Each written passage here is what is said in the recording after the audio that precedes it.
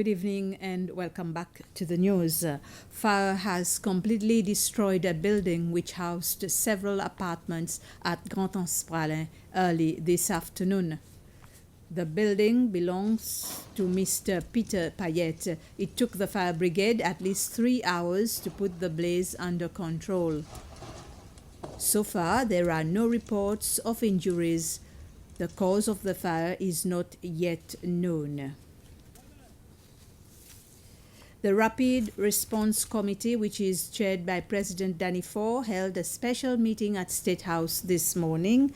The committee normally meets once a month, but it's now taking place more often because of COVID-19. Poverty alleviation, food security, and living standards were among some of the many issues brought up at the meeting. Step back and evaluate where we are in light of the COVID-19 pandemic.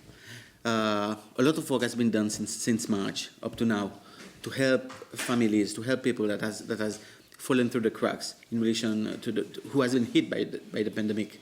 And this meeting today gives us a chance to evaluate the services being provided, the structures in place, and all the gaps that has been identified to ensure that moving forward things have become more seamless, more streamlined, in a bid to help people, to ensure that people's dignity are respected.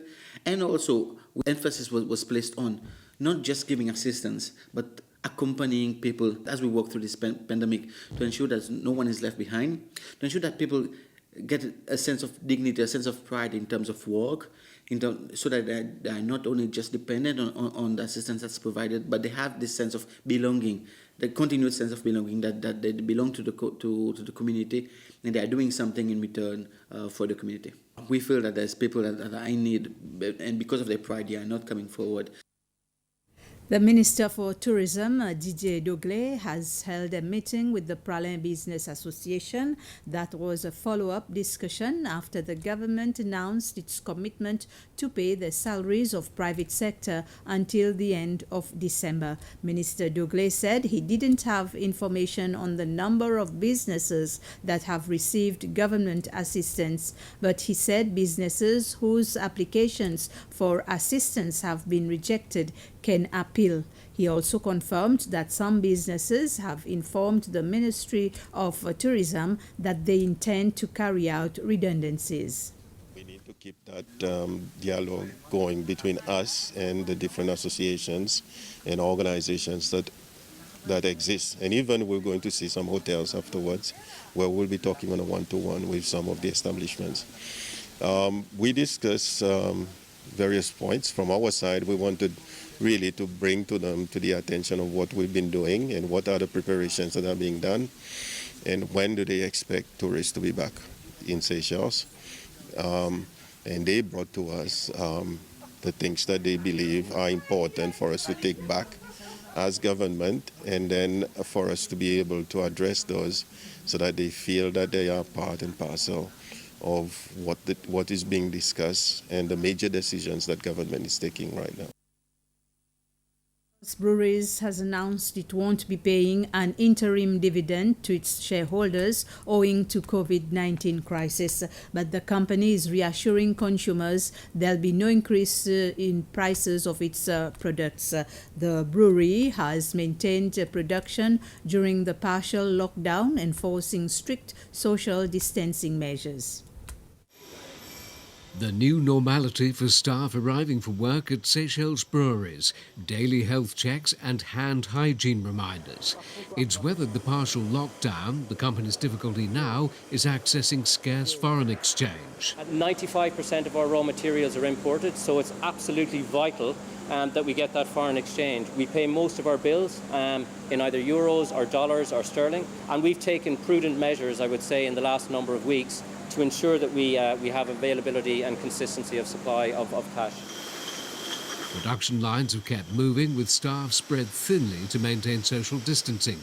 But the company says the closure of 200 hotels, bars and restaurants has heavily impacted its business, and it expects local drinkers will soon be buying less. This production line produces around 1 million bottles of beer a week. to slake the thirst of a normally lager-loving population.